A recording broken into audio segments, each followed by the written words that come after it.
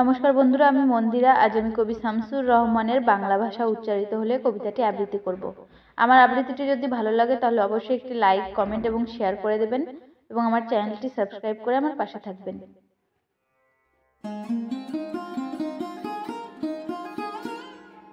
বাংলা ভাষা উচ্চারিত হলে নিকানো উঠোনে ঝরে রোদ, বারান্দায় লাগে জ্যোৎস্নার চন্দন। বাংলা ভাষা উচ্চারিত হলে অন্ধ বাউলের একতারা বাজে উদার গৈরিক মাঠে, খোলা পথে, উত্তাল নদীর বাঁকে বাঁকে।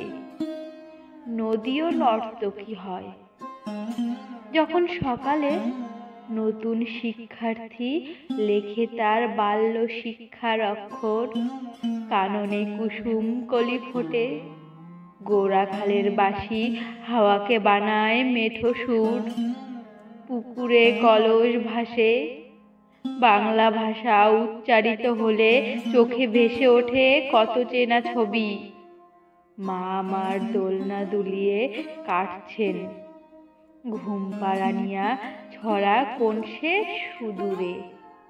সত্তা তার আশা বড়ি, নানি বিষাদ সিন্ধুর স্পন্দে দুলে দিলে রমজানি সাজে ভাজেন ডালের বড়া।